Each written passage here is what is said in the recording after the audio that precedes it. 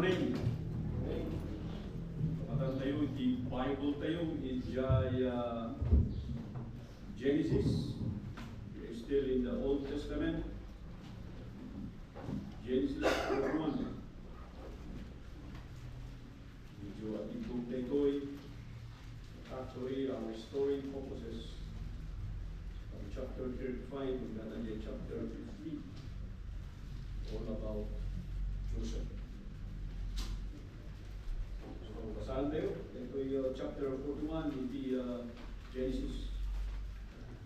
Random keeper.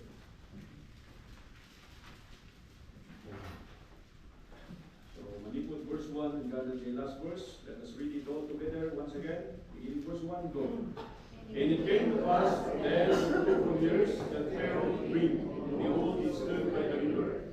And behold, there came out of the 7 children crying in the fat kitchen. And they went in the middle. And behold, 7 other crying came up after them out of the river. Held for in lentils, and stood by the other kind upon the brink of the river. And the ill-favored and lentils kind did eat up the 7 ill-favored and fat kind. So Pharaoh awoke. And he slept in drink the second time, and behold, the 7 years of corn came up upon Manstock, rank and good. And behold, 17 years lusted, with his wind sprung up after them. And the 17 years devoured the 7 rank and good years. And Pharaoh awoke, and behold, it was a dream. And it came to us in the morning that his spirit was troubled, and he sent out all the magicians of Egypt, and all the wise men thereof. And Pharaoh told them his dream, but there was none that could interpret them unto Pharaoh. Then spake the chief butler unto Pharaoh, saying, I do remember my thoughts this day. Pharaoh was wroth with his servants, and put me in part of the captain of the guard, sounds both me and the chief baker. And they became a dream in one night, and I and he, we gave each man according to the interpretation of his dream. And there was with us a young man in Hebrew, servant of the captain of the guard, and we told him, and he interpreted to us our dreams. Each man according to his dream, he did interpret. And he gave to us as he interpreted to us, so it was. Me he restored unto mine office, and him he hung. Then Pharaoh said, O Joseph, and they brought him hastily out of the dungeon. And he shaved himself, and changed his raiment, and came before Pharaoh. And Pharaoh said to Joseph, I have dreamed a dream, and there is none that will interpret it. I have heard say to you that thou canst understand that dream. And Joseph answered Pharaoh, saying, it is not me. God shall give Pharaoh an answer of peace. And Pharaoh said unto Joseph, in my dream, behold, I stood by the bank of the river. And behold, there came up out of the river 7 kind of that well favored, and he fell in the middle. And behold, 7 other kind came up after them, poor and very ill favored and little flesh, such as I never saw in the land of Egypt.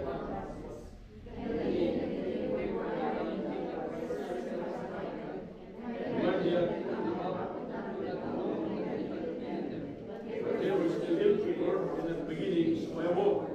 And I saw in my dream, and behold, 7 years came up in one stalk, full and good. And behold, 7 years withered in and blasted with the east wind, sprung up after them. And the 2 years devoured the 7 good years. I told this unto the magicians, but there was none that could declare it to me. And Joseph said unto Pharaoh, the dream of Pharaoh is one. God hath showed Pharaoh that it is about to do.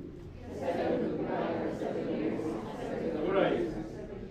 Ryan Leonie Hans, tabi kibasa. Ito man tayo tadyaki po. Medyo akupos ka ti disturbance yun.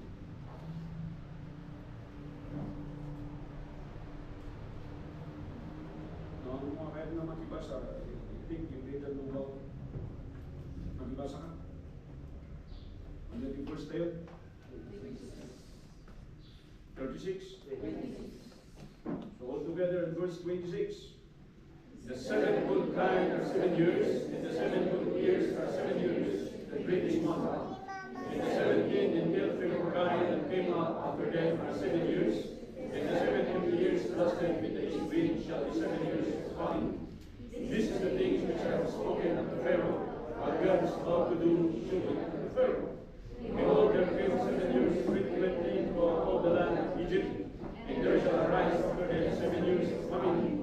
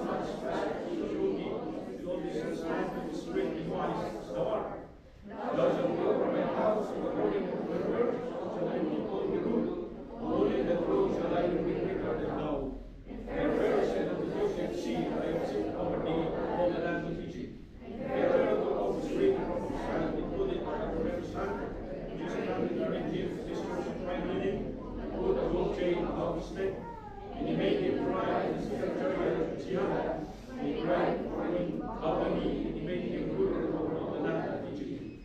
And Pharaoh said unto Joseph, I am Pharaoh, and without thee shall no man lift up his hands for food in the land of Egypt. And Pharaoh called Joseph's name Peninnah, and he gave him to wife Sinah, the daughter of Potiphar, priest of God. And Joseph went on over all the land of Egypt. And Joseph was 30 years old when he ruled before Pharaoh, king of Egypt. And Joseph went out from the presence of Pharaoh and went throughout all the land of Egypt. And the 7 previous years ruled over 500 months. And God had all the food 7 years, which were in the land of Egypt. He laid out the food in the cities, the wooden field which was round about every city, laid out the sea. And Joseph gathered the ordinance and sounded the sea very much, until he left numbering, it was without number. And Joseph was born 2 sons before the years of famine came. Sinah, the daughter of Potiphar, priest of God, bare unto him.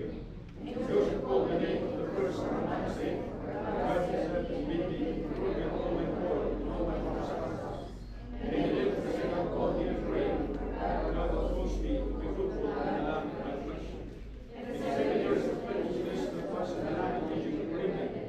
And the 7 years of dirt began to come according to Joseph had said. And the dirt was in all the land, but in the land of Egypt there was bread. And when all the Egyptians was famished, people cried to Pharaoh for bread. And Pharaoh said unto all the Egyptians, go unto Joseph, and he said unto you. And the famine was all over the face of the earth. Joseph opened all the storehouses and sold unto the Egyptians. The famine was sore in the land of Egypt. All the countries came to Egypt for Joseph to provide for, because the famine was sore in the land. Kaya ako Diyos tinapatayawan at tugaw tayo. Time to be able to complete the message before God's throne. So kaya ito ma-introduce hindi dito yung mensahe by recalling that God accompanied His call to Abraham with the 4 promises. So nasaging tayo tayo tatatay sa Sunday school. Kaya kung nagsumpi tayo in Genesis chapter 12 verses 1 verses 2 and 3 actually, to be exact. Kita natin tayo 4 promises ni Diyos ni Abraham. Kunanay jay, and I will make thee a great nation, and I will bless thee, and make thy name great, and thou shalt be a blessing. In verse 3, I will bless them that bless thee, and curse him that curseth thee, and in thee shall all the families of the earth be blessed. So tayo makita dito yung kagayon pinakapsat na dati upat na inkarin ni Apo Diyos kini Abraham. Yung muna kita that God would multiply His descendants until he became a great nation. So ito yung napasama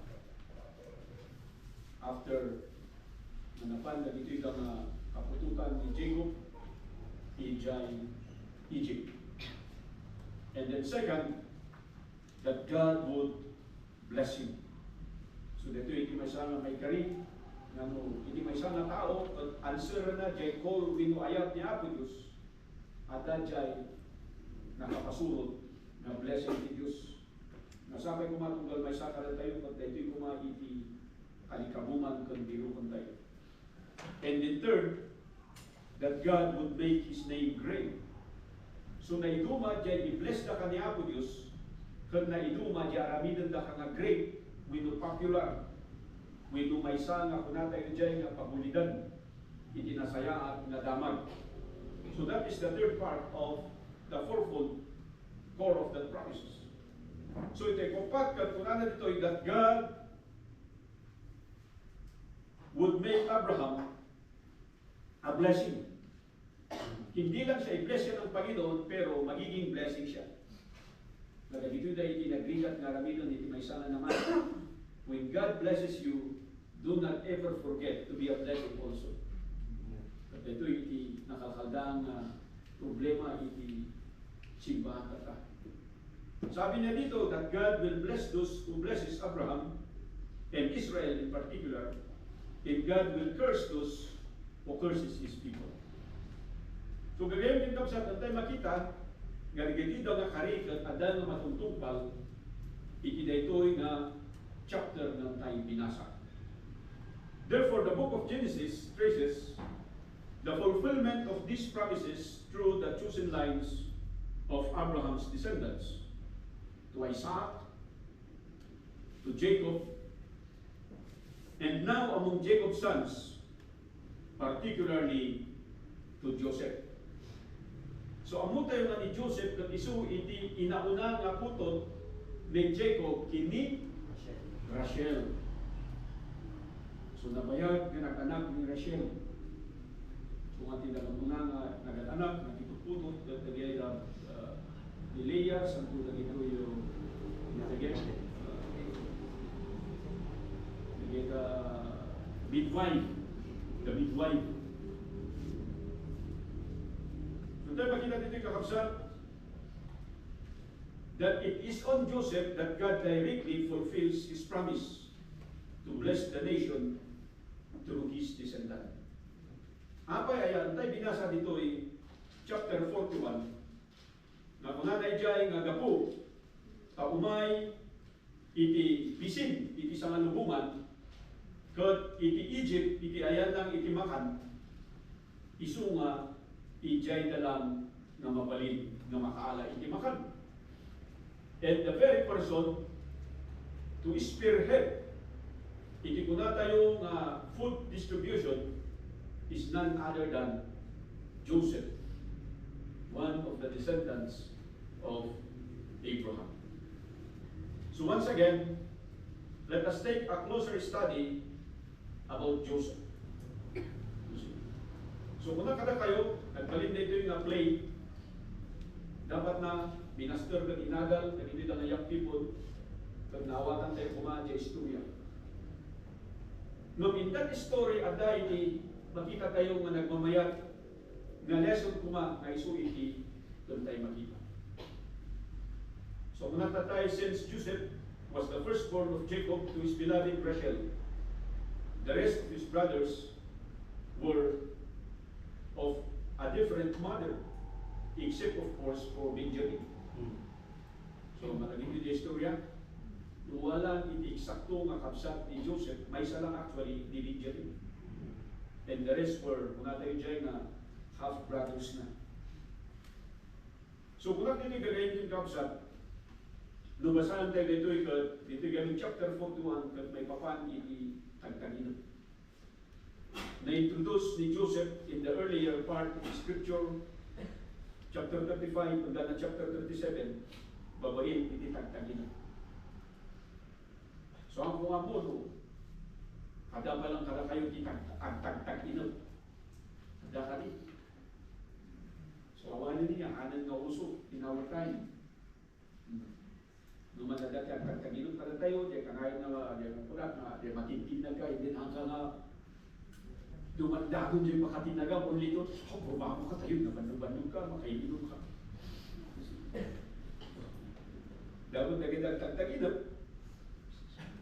nakaslada nga napapangdagat, o dati kat katurog mo, agpay sugayan, ipapaklay dyan ka, abay mo dyan, saka natin ka. Baka dyan tagtagino po ba, sida ka tidain. Kaya saka na, nakapandag dyan ka. So dreams can happen to anyone among us. But in the Old Testament, dream has a special meaning. It is one way God is talking to His people and showing what will happen. So adalang iti talo nga puntos nga kaya kung ibingay iti ito yung tema tayo tata nga sapa ay titled A Fabled Faith. Napaburan na pamati. Nasabay kumata, isuti kalikabuman tayo, nagyang pamati tayo, ikan kumani atos iti pabot. So under point number 1, which is actually number 1, faith, a favored faith must be used to determine the validity of our love. That is our point number one.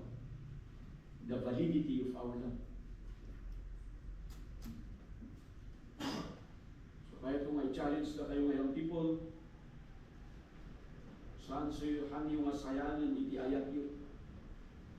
Treasure it. Iti ayat yun ti parents yun, treasure it. Iti ayat yun to, iti kuna kayo na maasawa yun to. I-treasure yun na ito eh. Do not just waste it to someone else na saan nga worthy iti ayat mo. I-problema kata, kag masaysayang iti ayat mo, apay ayat, because hano nga mo, no anya nga talaga na ito yung ayat. Kaya kung may pagakin ka, na iti pundo nga ayat, kag nagtaod kiniapon Diyos. Na ma-appreciate mo lang na ito no adda ka nga close kiniapon Diyos. And let us look, iti ito yung main character tayo. A favored faith. Being favored is not always an advantage. Though most of us would like to be such. Kaya tayo, mamaikan tayo iti pabor, mamaikan tayo iti ko na nga extra na consideration ko man, naglugi iti klasyo, o ako mo, no, on time kayo nga kanayon. Kung wala nagay ka parents nagay ka po, nga ayun, on time ka doon, abanay kang kanunta. Yung first day iti klase da. Awan kinagsangsangit, awan kinagririri. At kung nakikita nga sapay ko nga, masustain na rin ka, yung gana. Ipinadas ko nga tinawagan ni Suda, dada pa lang kami na eskwilaan. Magaso. So, in-enjoy yun da. Kasi lang iti eskwila, in-enjoy yun nung karugi. Kumusta na yun next week? Kumusta na yun next month? Kumusta na yun next year? At talin na rin pa lang nga diya nga ayat mo. To find yourself on time, to find yourself excited, to find yourself committed. We know, grugi ka lang na napigsa, grugi ka lang na nagagad. So, iti dito yung validity, iti ayat tayo, kat masapol nga maamuan tayo, nga dito yung ayat, kat sapay kumanga agpatpatuloy, saan lang nga iti unana. Tayo makita tayo dito, Joseph was favored by his father among his 11 brothers and one sister. Paano natin alam yan? It's marked by a special dress or coat given by his father to him. A coat of many colors. So, mo yung gagawin kakabsa, saan lang nga makita nga ni Joseph kag napaboran? Iti ama, ni Amana, Joseph was even favored by God. Which is actually the greatest favor nga ma-experience kung matitunggal may sa kada tayo. I do not care. Nung paborito da ka ni Mayor, nung paborito da ka ng congressman, nung paborito da ka di parents mo, nung iti kalikaguman tayo kumakadjay pabor ni Apo Diyos. Why? Because until makita na di ayat ni Joseph kung saan nga nagbaliw. Di experience siya na when he was young, nga nagbalin iso ng adolescent, nga nagbalin iso ng governor in Egypt, yung pag-ibig niya sa Diyos hindi nagbago. It was never invalidated. It was always valid. Iso niya kung kunakada kayo, na makita ko maiti ayat tayo, saan na nga di first day, saan na nga di ubing tayo, nudikat agpatpatuloy na ito, ilunggana nung makay tayo. Takunat dito'y, Joseph served as the eye or representative of his father. Diba, hindi dinuktor iti gundaw ang kapanan ni Joseph, ay kunan ni Jacob ni Joseph, mapanuman pa siya rin na kailang kakamsat mo, ijay Shechem, nakitalan no, agipaspas ko damat lang. So among the 12 sons, Joseph was the most trusted among them. Hindi nyo ba alam? Nga sabay kumatakas jay iti halahalong tayo ay da. Ijay pamilya, you should be the most trusted. Kat diay kuma iti competition nga pagayayaman da gito da anak tayo, jay sika iti katatalag. Kat nagmayat iti kasyay, hang ko mga jay, iso na lang mo titaltalkan da, uray man kaspeaker aramidat, sandak mo lang natalkan. You are invalidating the love of your family, and most importantly, the love of God in you, no kasyay iti attitude tayo. Tapunan dito he is not only serving as the eye or representative of his father, he was also favored by God, as we found out through his claims. So, iniyang man isuna, umubing ko si, iduming pa ni Joseph, nagkaroon isuna, ititagtagin. Kuna na iti Biblia, ay digundamay nga agan anida. They were reaping the sheaves. At habang awit da, dagitoy da nga sheaves, iti imada, iti tagtag-inap ni Joseph, diya inaganan dagitoy da nga kakabsat na nga sheaves, kat nagbaw da kinyana. Tama ba? The sheaves and the hands of his brethren bow unto him. So napasamak ni Jay, and then adaman natin si Baron nga tagtag-inap. The sun and the moon make obeisance to him or pay respect or devotion unto him. And the sun and the moon, representative of his father and his mother. So dagitoy na natagtagin kunan iti Biblia, kuna tayo man nga agserbi ko man dito nga encouragement ng para kadagay na kakapsat ni Jacob, ni Joseph, daytoy kat panakay ilaksin.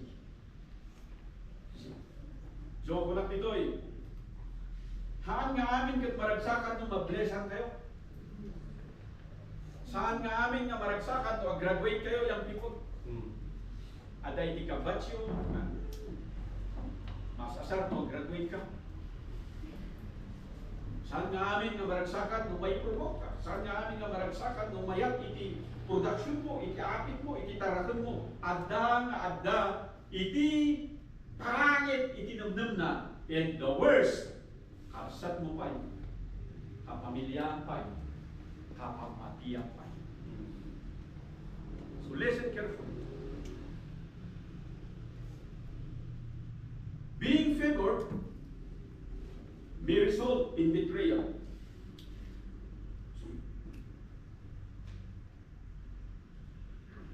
Kasi dito po, from a young age, Joseph believed God has destined him for greatness. In what way? In his dreams. Good. Una tayo dyan na kadawiyan siguro dyan may isang uminga po nga Allah. Dagyan na nga inapit yun kung nagbarok niya. And then the sun can moon kat nagpay obedience kanya. Kat ipang ibagbaganay dyan, kadagay na kakabsat na, permiti laskod na dati, kung nandiyan kakabsat na. And even his parents scolded him.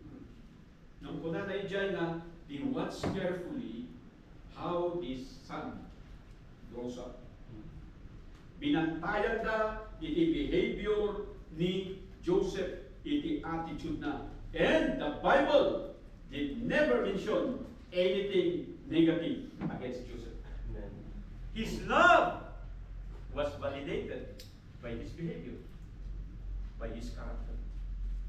Nasapay kumakastoy, iti talkalikaguman, we know tartargitan itunggal maysa kada tayo.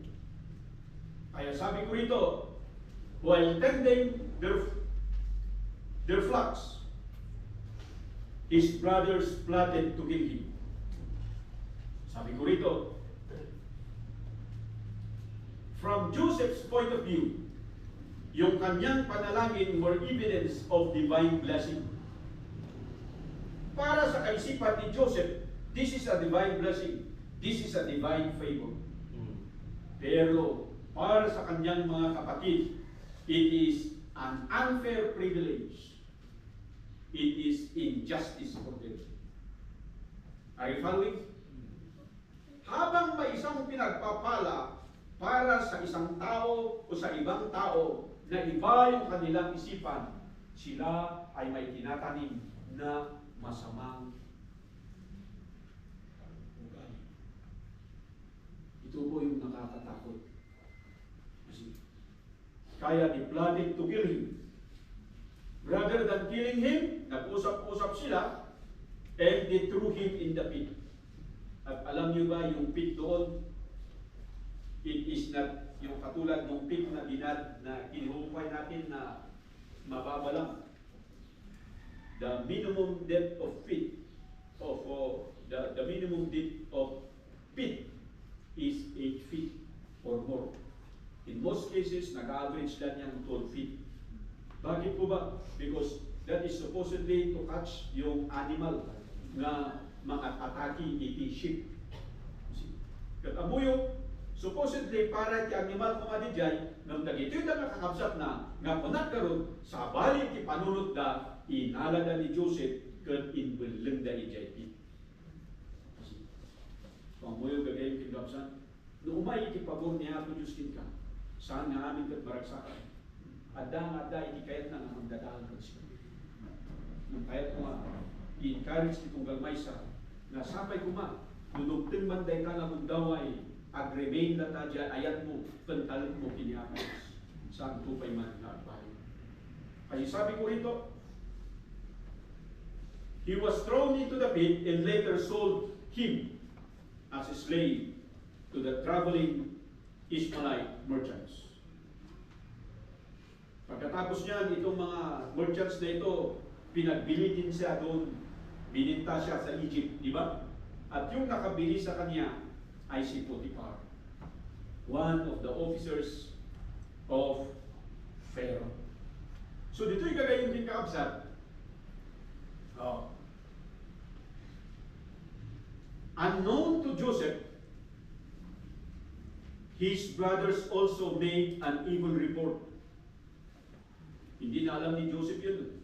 Basta para kay Joseph, ano ba itong ginawa nila sa akin? Itinapon na nila ako, pinagbili pa nila ako.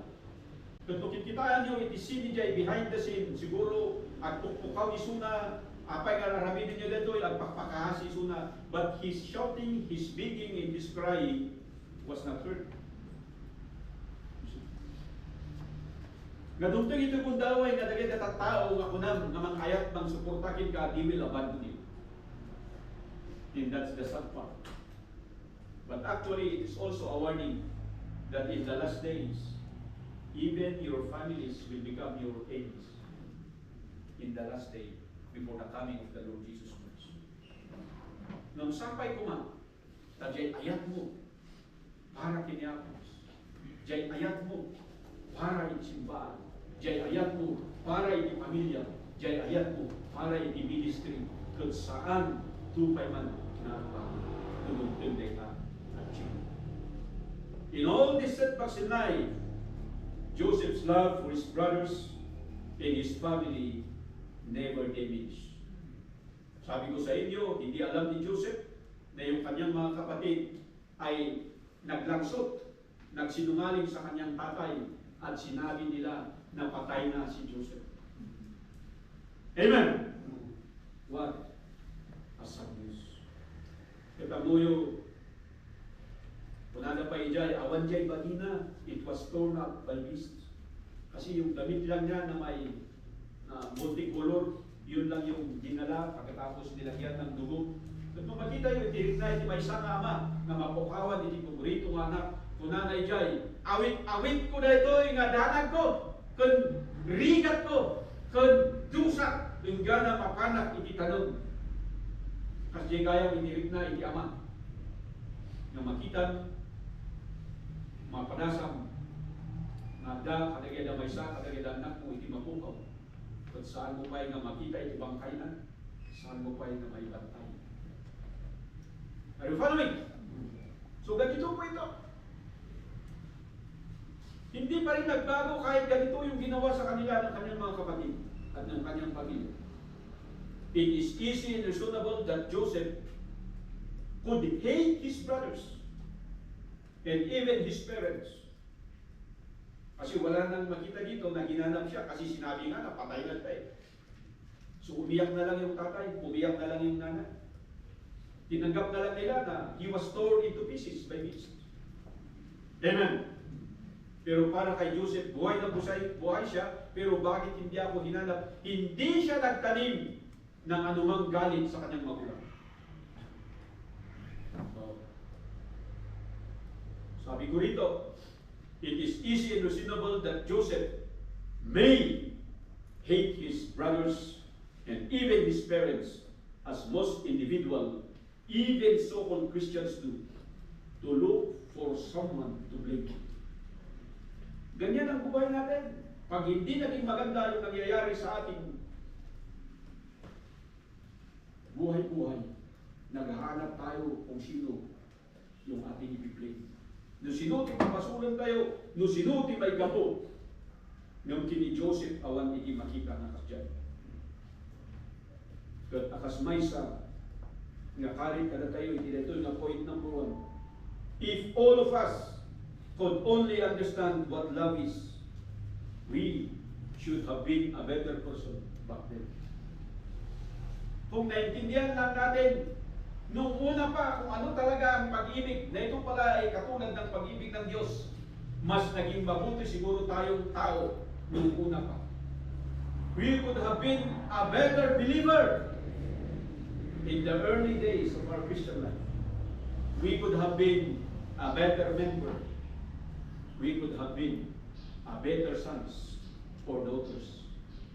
Pero nais kong sabihin sa inyo, hindi pa huli ang lahat.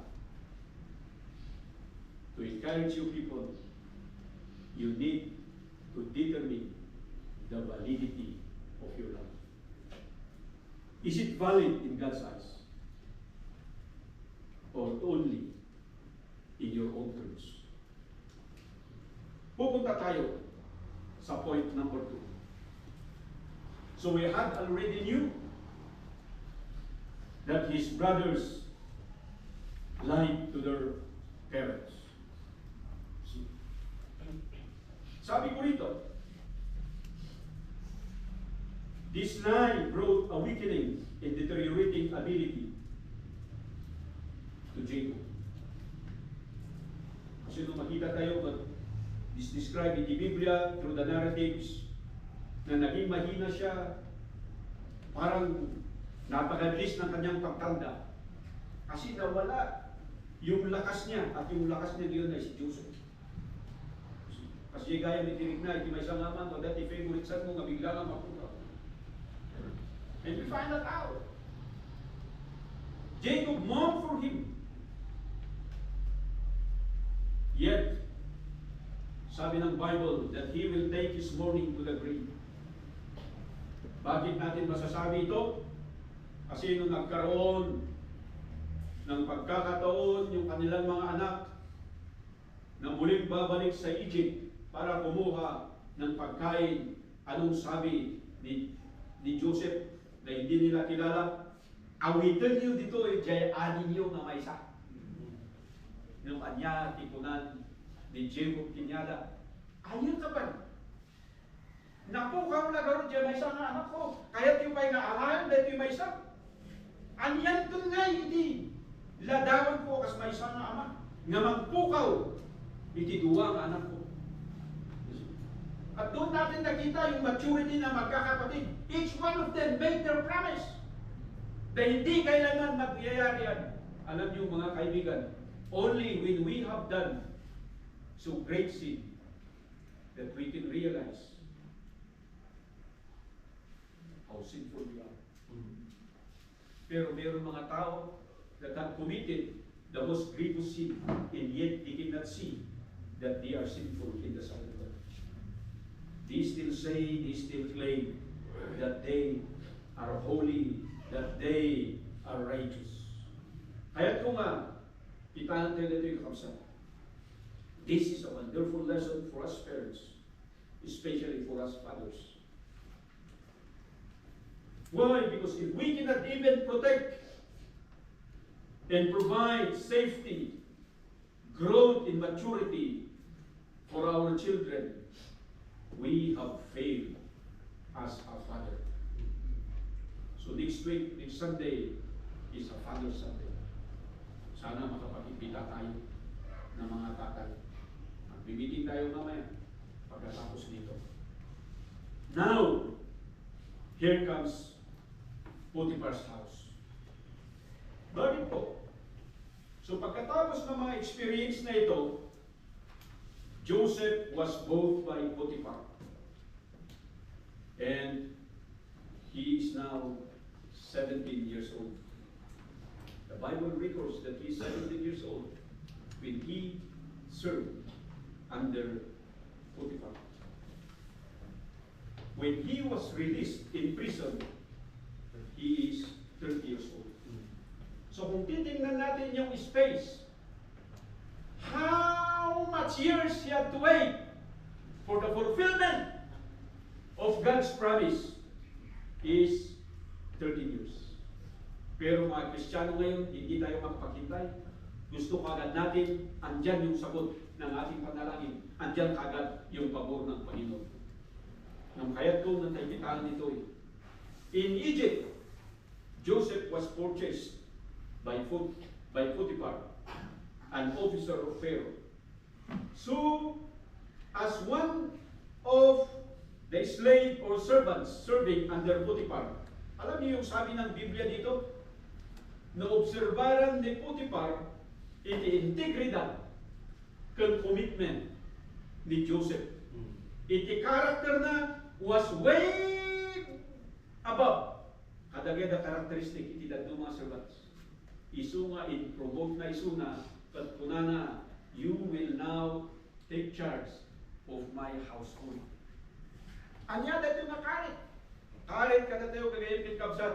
Sa dito man iti ayan tayo, anyaman iti trabaho, aramidam iti kabaalam, kan kapintasan nga kayam. Why? Because God is always looking at us. Anga diya sinsinan. Anga diya agsasadot. So, kamsa-kamsawag na ito yung people tayo, dupinangan, naglalayin kayo. Amo yung mga pilit, tinaimas ka sila. Amo nga mangalay, ti plato, komplito pa eh. Ada pa'y kutsara, tinidur na, tinaduma, ada pa'y kutsilyo na. Nung atay na ti panagtrabaho, sinsinan iti trabaho tayo.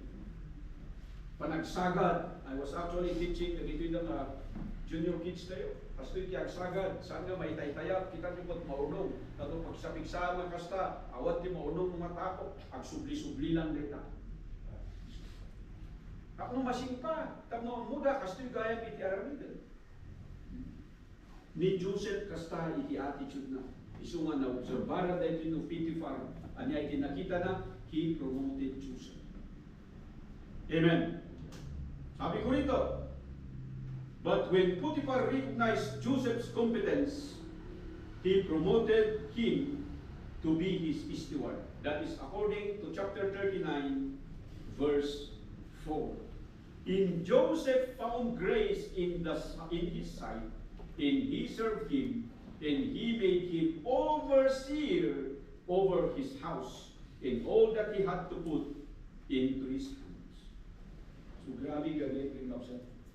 Isugayang nga kaya tayo, maumay ipabog niya ako Diyos, whether in your workplace or in your own personal business, is to do the best and to do what is lawful in the sight of God. Kunat kada kayo din ang una, saan nga nagimulmula iti sakit kinakron ni Joseph, awan day kiniya. Inaksiptar na daytoy, nga paset, iti biyagnan. Mininkinar na, jay pamati na, jay calling na, iti sangwanan ni Apo Diyos. Sakay ko na, takas jay kayo. Saan kayo magbiro, iti anyaman nga wagas. Tapno adati papasulon tayo, adati dadalulon tayo, tapno ibaga tayo, nga gapuna gamin datoy, iso nga nagbalin ka kakasi ibiyag ko. And most often than not, kada tayo nga parents, the number one we blame is none other than the church and the ministry. Sapay kumatasaan na itong itigas dyan, kada tayo nga parents. So sabi ko rito, we are still under point number 2. Here comes the temptation. And then lies upon Potiphar's wife. Because point number 2 is to discern the voices of lies. A favored faith will give us the ability to discern the voices of lies. Di ba napakaganda yun? Yung alam mo na yung isang tao ay nagsisinungaling, yung isang tao ay hindi nagsasabi ng totoo. Bakit po ba? Because God gave you the ability. So makita tayo kakabsat in this narrative. Here comes the temptation and then lies from the wife of Potiphar. Wala siyang pangalan eh. Jadi makita tayo every time na dahil dadagsin ng problema di Biblia. Men, listen carefully. Gaputi babae. Right? Nagkaroon ting problema dyan kayo itubidin. Gaputi ni nagkaroon ting problema dyan Potiphar's house. Gaputi ni Potiphar's wife. Natay ni John the Baptist. Gapo iti. Oh. May isang babae nga handa nga kahit nga mapagpagaan. So nga nagbalin na ito'y nga lesson kada tayo and me as your pastor. Masabay kumaga kayo nga ladies dito church, let it not be so. Ang mga mapasamak dahil kada kayo, do, magdada dito'y da na ibiyag iti kastoy ng klase ng ugali. So sabi ko rito, if and when circumstances like this will arise, are you going to abandon your faith? Are you going to fall to temptation and then lie to your master? Bakit ko sinabi dito na to discern the voices of lies? It would be easy for Joseph to succumb to the advances this wife of Potiphar is giving to him. Pagkatapos sasabihin lang niya, wala namang nangyari, hindi naman totoo, and he will be what? Lying to his master. Posibleng mangyari yun. Yung mga kalalakihan ngayon at nangyari yan, pagbihira, anong sasabihin nila? Pagbihira, ano yun? Yung patukan na nga, yung lumalapit sa manok, ayaw mo ba? That is the reason of the world. Pero kay Joseph, hindi po. Anong makita natin dito? Joseph was so sensitive of offending God. He was so sensitive in offending God, kaya nung sabi niya, how can I sin against my God? If I will commit this sin, if I will fall into this temptation, magkakasala ako sa aking Diyos. Alam niyo mga kaibigan, mga kapatid, may iwasan natin ang mga bagay-bagay na nakakasira sa ating pananampalataya pag Diyos ang namumuna. Nung saan nga Diyos di mangununa kada tayo eh. City. So ang pasyon niya ko ng Biblia, and made their belly their gods. Maraming alis sa church kasi nagugutom daw sila. Maraming young people hindi na honest, nagkukupit, nagnanakaw kasi kulang yung pinapakain ng magulang. Kung totoo man yun, may ganito yung church. Nakita mo kasama kami nga mangan. Ang mo, nakita ni Dalawa na naturog dito eh, nakita yung aksaka, kapika nila. Ni Pidilo, ani masakol ng mga dito eh. Saan na mamingsan, namindura pa eh. Hindi kita, kandog na lukog-lukog man. Medyo, wala, daman di barbarungan champion tayo. Champion man na dito eh. Wala nung kapagpangan, maramdaman kami, nabisi man eh. May dito nga, ipati ipulupin nga eh. Yung problema lang, nagpayag nga man. Kung kumano, paspas. Sakmo-sakmul, tapno makaalo, tika, nagbayag nga eh. Daman di ka dyan, nakalagipin ang uping. Pag-asing ito, hanggang po, iti luho yung isumabay kayo, ang kupit, ang takaw. Gapo iti bisyo. Anyon po mga raraminan di ay, payaya. Because iti parents yung araraminan da amin ti pamuspusan, ibad budget dati amin, tapno umanay ka na kayo nga kakapsat. Hindi na ito'y gamit, kung kitaan niyo kakapsat, as he was sensitive of offending God, he offered his verbal resistance repeatedly. Wag! Haan nga mabalindata kung kunam. Manam. Haan nga mabalindata pagbagam. Donya. Haan nga mabalindata pagbagam. Mrs. Repeatedly, he refused. Mamiti, kaduan nga lalaki tata, di ay kibiribiro ko na. Nung kasamuda nga baso. Kasamuda nga umit, iti kastoy daw na crime, iti kastoy daw na immorality. In worse, not only ordinary men, but even pastors are falling to that kind of temptation. So, ganyan din kapsat. He was so sensitive. At sabi niya rito, he even avoided being in the presence of Potiphar's wife. Iniwasan niya talaga.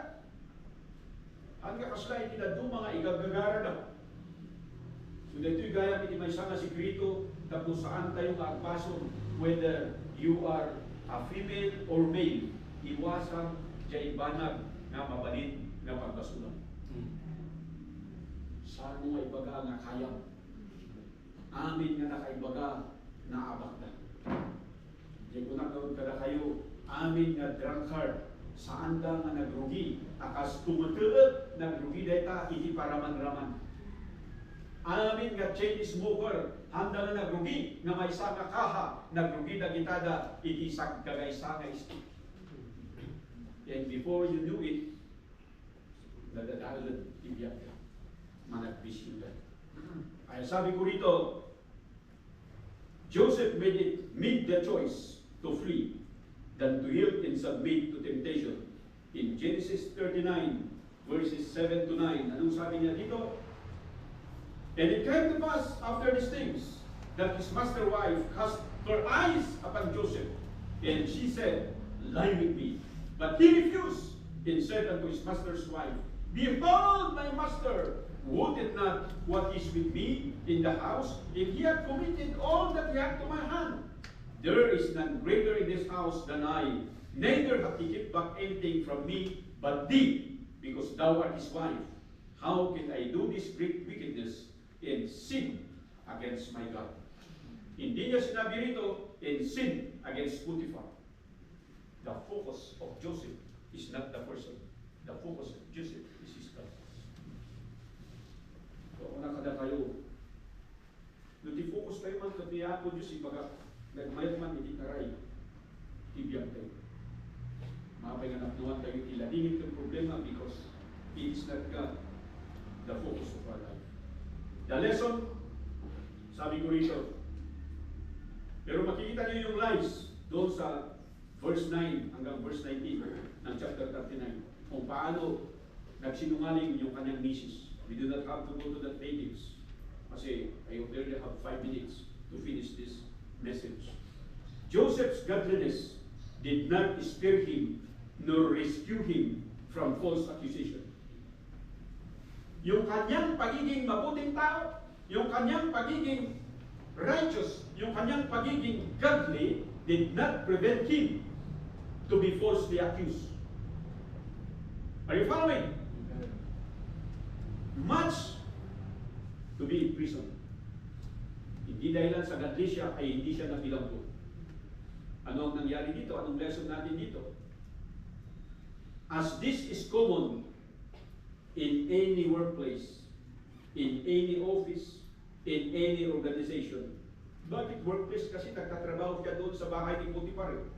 Maintindihan natin? So very common yung chances na kahit ginagawa mo yung tama, kahit mabuti kang tao, meron pa rin nag-aakusa sa iyo. Meron pa rin mali yung kaisipan palagi sa iyo. Pero hindi ibig sabihin nun that you will compromise. Katulad din ni Joseph. Kahit siya ay nabilanggo, kahit sabihin na lang natin na siya ay natanggal sa kanyang trabaho, he maintains integrity kasi yung focus niya ay sa Diyos. Hindi siya nag-aalala na wawalan siya ng trabaho. Hindi siya nag-aalala na baka wala na siyang makain. Ang alam niya, Panginoon pa rin ang magpuprovide sa kanya. What a conviction. Amen. Ay sabi ko rito, even friends and family are torn apart because of lies. because of misunderstanding. Because of people who love to tell a lie rather than speak the truth. So if we find ourselves in parallel circumstances, our godliness is no guarantee that we will escape unhurt. But Joseph did leave an indelible mark. Nag-iwan siya ng napakagandang marka and remarkable testimony to Potiphar's wife and the rest of Potiphar's household. Ano yun? That Joseph belongs to the Lord. Iniwan niya yung napakagandang testimony. Nagmayat kaya imbati na. Nga uray mapukaw isuna, uray mawalan iti trabaho, uray madusa isuna. Tati pamati na adaki niya. So nagmayat kaya awat kiutang na loob. Di ayan na kumada ito, utang tayo kiniya ko Diyos amin. Hanya iti siya sino man nga tao. God is using these people maybe, pero iti amin nagdaki niya ko Diyos. Amen. Kaya sabi ko sa inyo, that Joseph belongs to the Lord. How about you? How about us? Sampai kumada ko dyan, testimony tayo. This is a personal encouragement to me, that even though we are falsely accused and wrongly treated, we must carry on with the work God has given us, allowing God to make it right in the end. There are people who accuse us falsely. There are people who tell lies about us. And may even be as your pastor. Marami yan napapakinggan ko. Masakit para sa akin. Kasi yung mga nagsasabi niyan ay mga taong naging kaibigan natin, mga taong natulungan natin, mga taong sabihin na lang natin in one way or the other, na-experience nila yung blessing ng church. But now, they are talking against us. Alam niyo ba? Sabi rito, we must carry on with the work God has given us. Because at the end, God will justify us. At yung panghuli dito, first point natin is to determine the validity of our love. The second point is to discern the voices of lies. And the last point is to discover the vision of the Lord. To discover the vision of the Lord or the will of God. Even in prison, Joseph was marked by the Lord's presence. Nakita niyo yun? Na kahit sa bilanggo, alam ni Joseph, hindi siya pababayaan ng Panginoon. Kaya sabi ng narrative dito, nakita siya ng jailor o kaya yung warden na isa siyang mabuting tao at ipinagkatiwala ang mga bilanggo at ang bilangguan sa kanya. So anong makikita natin dito? Bawat lugar, bawat bahay, bawat opisina na pasukin ni Joseph, nararamdaman ng mga tao ang impluensya ng Diyos. Ganun ba tayo? Ganun ka ba? Pag pumunta ka sa ibang lugar, nakikita nila na ikaw ay makadiyos. O nakikita nila sa iyo na ikaw ay balasukas, na ikaw ay manluluko, na ikaw ay hindi ligtas, ikaw ay kaparehas din nila. His promotion to leadership, that is in Genesis 21 to 23, chapter 39. Anong sabi dito? But the Lord was with Joseph and showed him mercy and gave him favor in the sight of the keeper of the prison. And the keeper of the prison committed to Joseph hands all the prisoners that were in the prison, and whatsoever they did there, he was the doer of it. And the keeper of the prison looked not to anything that was under his hand, because the Lord was with him. In that which he did, the Lord made it to prosper. Napakagandang bagay ito. If only we learn from this. Pero hindi. Kasi kahit naghirap na tayo, kayabangan pa rin natin yung nasa isipan natin. Naggrabe kagayon yung kausap. Actually, in prison, we do not know how many years he spent there. It is between 13 years old until he was 30 years old. Pero makikita natin when he was 28 years old, na-meet niya itong chief baker at chief cupbearer. And they had dreams. And once again, Joseph interpreted the dream. And the cupbearer was restored, and the chief baker was hung. The side note of this story is that even the chiefs have no idea, no answer to the dreams or to their problems, but Joseph had. Kahit mga sawod, ura na kita nangatong matatao, nangatong opisyal, no may iti problema, handang ang mo ti solusyon, ng Joseph ang muna. That is the favor of faith. Kasapay kumata, kas dyan tayo, kamsat. Yung kaduan nga Kristyano tata, ang tanaw-tanaw. Kamumay lang iti basit nga problema, tinamburuan nga papasulan tayo, iti simbahan, iso nga tinamburuan nga masakripisyo, dyan panagimong tayo, tinamburuan nga masakripisyo, dyan ministry tayo.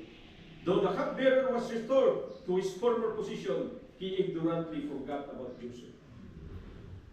The dynamics of this predicament still happens today and tomorrow and the next day. Alam niyo ba kung bakit? How hurtful and insulting for any parents or for any pastor to invest their time, to invest their treasure, to invest their teaching in discipline for the success of any members, of any of their family or their children, only to be discarded when their usefulness has been spent. Naintindihan niyo yun? Bilang mga magulang, hindi natin alam kung yung ating mga anak ay mamahalin tayo. Pero ginagawa natin yung lahat para sila ay maging mabuting anak, para buminhawa yung kanilang buhay. Pero when they become successful, they will leave us. And as pastor, I've experienced that. Sabi ko sa inyo, na-experience ako madato, hindi ka pigpig sa akin. When I had the peak of my health and my strength, that was when I was in 30s, at saka 40s, hindi ngayong 56 na ako, 57 na ako. Fix me. Could hardly sleep thinking kung paano pinalangin mo yung isang tao, paano mo sinuportahan yung isang tao, paano mo tinulungan yung isang tao, only to discard you like garbage. Di ba nakaka-insulto yun? Sinasabi ko to sa inyo para maramdaman nyo, kahit katitingman lang yung nararamdaman ko.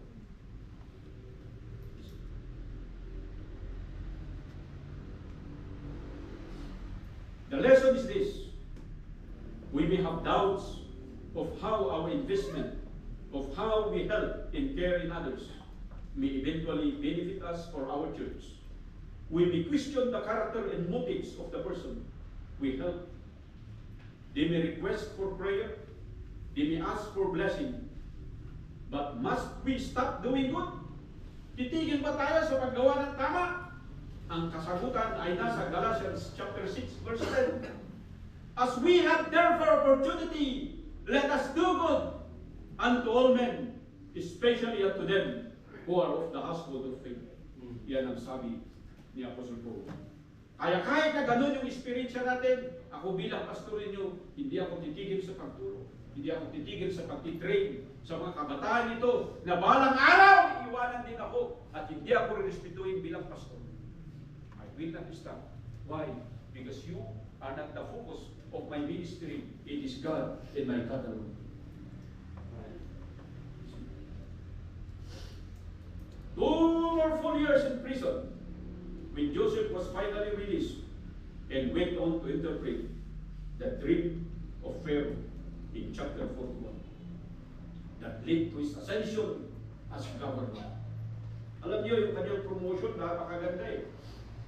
He was not only promoted in an ordinary verbal way, pero makikita natin dito yung tatak ng kanyang promotion. The Pharaoh given him his signet. Alam niyo yung signet? Yun yung ginagamit na pagpirma. Kung may mga batas na gagawin, pag wala yun, hindi totoo yung batas na yun, yung signet na yun, yung nagko-confirm na yun ay approve ng Pharaoh kaya ng hari. Amen? And Joseph had that. Ano ba? He was clothed with a royal robe. Binigyan siya ng royal robe. Napalitan yung robe of multicolors ng royal robe. Ganito katindi pala pag ang isang tao ay pinaburan ng Diyos. Not only a royal robe, not only a signet, but a chain of gold in his neck. Kaya ito, hindi nakapintas ka na kayo. Nakapintas ka na kayo di cross. Masyarunong kayo doon ng babang natin. And not only with a chain of gold, which is actually a mark of royalty. Alam niyo yung mga chain ng mga Egyptians, kaya very common sa kanila, yung mga rulers, mayroong chain of gold. He was provided with a royal transport. Ano yung chariot? Kumbaga, sa sasakyan ngayon, ito yung pinakamahal at pinakamagarang sasakyan. It is a royal transport. Not only that, he was given an Egyptian name and title. Sa panat. Panaya, di ba? Yun ang ibigay sa kanya. Not only that, he was provided with an Egyptian wife from upper class family.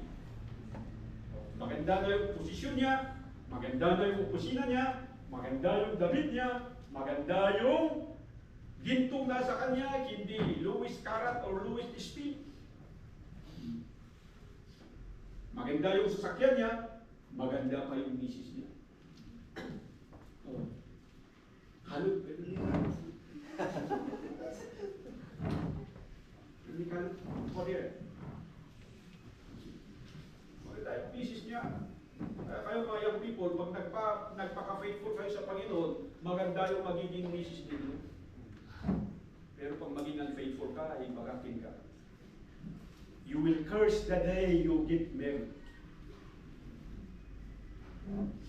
Warning! If there was allure and timing for Joseph to live and forget his Hebrew heritage behind, this should be it. Ito na yung tamang panahon para kalabitan mo na ikaw ay isang Hudyo, ikaw ay isang anak ng Panginoon. Bakit? You have now the power, you have now the position, you have now the riches, you have now the treasure, and you have now the family. It is a high time to forget your godly heritage. But did Joseph did that? No. See? Ay sabi ko dito, as promotion, sa mensahe ito sa ating page, God may help us in dealing with failure and defeat. Yet we may cling to Him and ask for help, even more when dealing with success. The more we should ask God how to handle success. Not only when we are failing, when we are defeated. When we are problematic, we want God to help us. But much more when we are experiencing success. Amen. Bakit? Ito ang problema natin dito sa church. Kaya sabi ko sa inyo, mga young people natin, tapos makapag-aral, makakaroon ng trabaho, nakakalimutan na yung ministry. At palagi ganito na lang. Nagsisikap palagi yung church natin, pinipigan natin, pinagkakasya natin kung ano yung meron. Kung lahat sana ng mga young people nandito na nagkaroon ng trabaho ay minahal ng church na ito, sasabihin ko sa iyo, nagiging maraya ang church na ito, malaya ang church na ito financial. Pero hindi. Hindi ganun. Bakit nga? Kung Sunday school natin kanina, because they exchanged their God to their way. Yeah. In conclusion, Joseph always knew that it was not about him, but everything and all the things that happened is about God in heaven. Tumakdal tayo natin. Tumakdal tayo natin. Manaydayaw na Diyos sa dato'y kami katahan at sakit. Umay nagkararag sa muanang masabay kumaapo Diyos.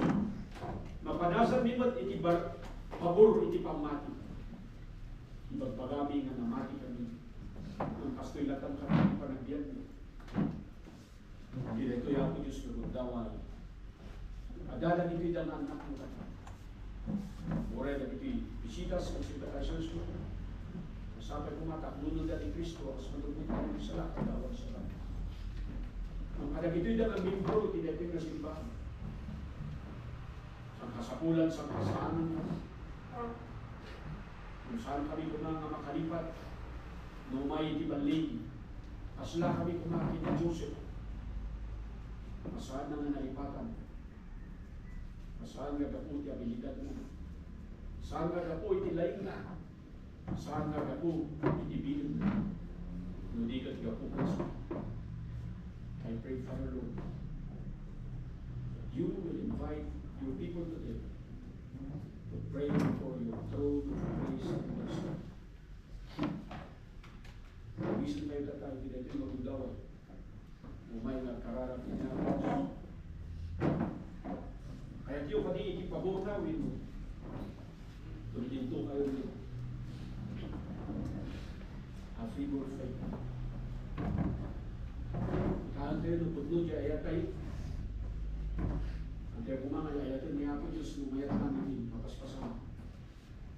At saan tayo malagip isuna, nudakos lang kinapaspasan. And everything our love to give must win always. May katuwa, may katuwa may wisdom and understanding na magkita naman niya, ikikinapudlo ka lang niya, ikikinasunod. At ito'y problema ang magdadadalo. Simbahan niya ako Diyos. When people tend to believe lies more than the truth. Pero kung nakatalo, sakay ko man. May kalapay. Jay will niya ako Diyos. That each and every individual will have the courage to discover the vision of the Lord in your life, which is none other than success, which is none other than good health, which is none other than a peaceful family, a righteous relationship. Magbalik ka dito. Kakitawin nila ka. Inyapos. Malaydayo ba Diyos?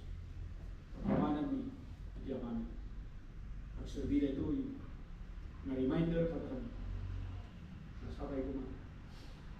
Si Kaya yung pagpahulong. Bawat sabay. Luman dito ito daway na nakalipat kami. Mga si Marco Diyos, pakawan mo. Tunggal may isa. Nangruna na kami bising mo personally. And we ask you, Father God, that you will encourage us, that you will revive us, that you will restore us. Gusto nga biyag itimasahan naman. Salamat ako Diyos. Itinito yung minsan. Kay gayawan itinagan mo dito. At ang sabi dito yung makarit ka na kami na mabaling gaya mo umay itibanlig yung lakit niya. Sa inutmutan ni itipamati. Sika ako Diyos. Itikitayan ni katangarin ni katangarin. Salamat ako Diyos. And may you bless your people as you have blessed you. In Jesus' name I pray. Amen. And